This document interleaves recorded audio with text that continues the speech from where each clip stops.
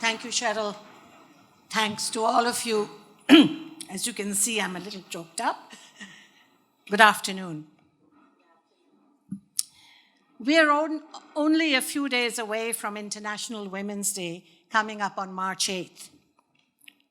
The question is, what are we celebrating? Our sisters in Israel were subjected to such brutal atrocities on October 7th that I, as a mother, don't have the strength to articulate. From the Nova Music Festival to the kibbutzim, inexplicable horrors were committed that put shame to humanity as a whole. The denial, the deflection, and the silence of women's groups and international organizations is deafening. Rape and sexual assault are war crimes and a breach of international humanitarian law. On the one hand, Hamas denies the accusations of sexual violence, while on the other hand, on that day, they were live streaming their sordid acts.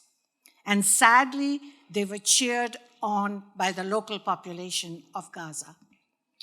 This International Women's Day will be a dark day in the history of women's rights, which will record the silence of the masses. We, all of us, are here today to speak for those who cannot speak out, to speak for those who will not speak out, for those who have been silenced and dehumanized in ways beyond imagination, for those who have been abused and maimed, and especially for those who have been killed. The long-term pain of those affected cannot be imagined or understood. We are gathered here today to clearly understand that this is a war of ideas, in which there is a narrative out there which is changing the dynamics, making the criminals into the victims. Today is a turning point in this narrative perpetuated by the Islamists, and I assure you, we won't stop here. We will take the truth to our politicians, to our policymakers, and to the public. Thank you.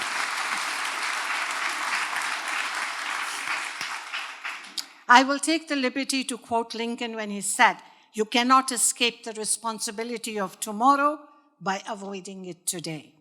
So, the Council of Muslims Against Antisemitism in Secure Canada are facing the challenges head-on.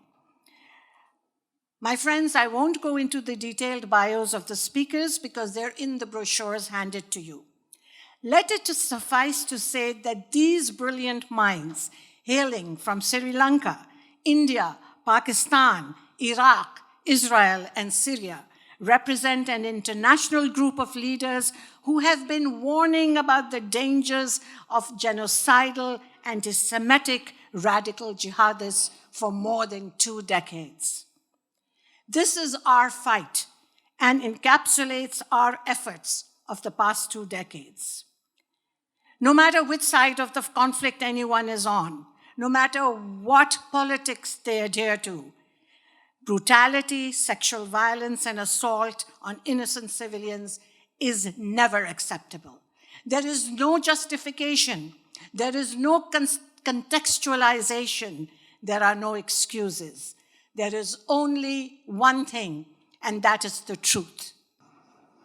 Thank you. I know you have all been very patient. I'll only take 5 more minutes of your time. And this is very important. You have heard all our amazing speakers talk about how to move forward, what we can do. I'm going to tell you what we are going to be doing, what we are doing, and then you can decide what you need to do. This is a Muslim call to action. We as Muslims call on Hamas, which is solely responsible for the suffering of the civilians in Gaza, to unconditionally lay down its arms and release all the remaining hostages, which will bring the bloodshed to an immediate end. We as Muslims call upon all elected officials to cease funding for all organizations and programs that promote terrorism and Jew hatred and perpetuate cycles of violence. UNRWA's reported collusion with Hamas must be fully investigated. the Palestinian Authority must terminate its pay-for-slay program, which incentivizes the slaughter of Jews by conferring monetary and other benefits upon the terrorists based on the number of Jews killed. Canadian taxpayer funds should never be used to incentivize and reward terrorists and murderers and rapists of October 7th. We as Muslims call on all elected officials to call out, defund, and distance themselves from organizations, institutions, and individuals that have glorified, defended, or excused the events of October 7th, or who in any way sought to justify the sexual violence perpetuated by Hamas. We as Muslims call on the Canadian government to finally designate Iran's Islamic Revolutionary Guard Corps as a terrorist entity.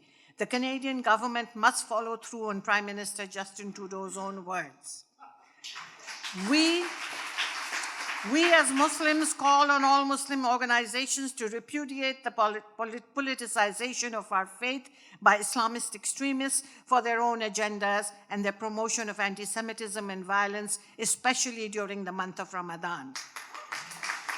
We as Muslims call on all Muslim organizations to condemn the ongoing harassment of Jewish neighborhoods, people, businesses, and institutions which does not serve the Palestinian cause and only demonstrates anti-Semitism.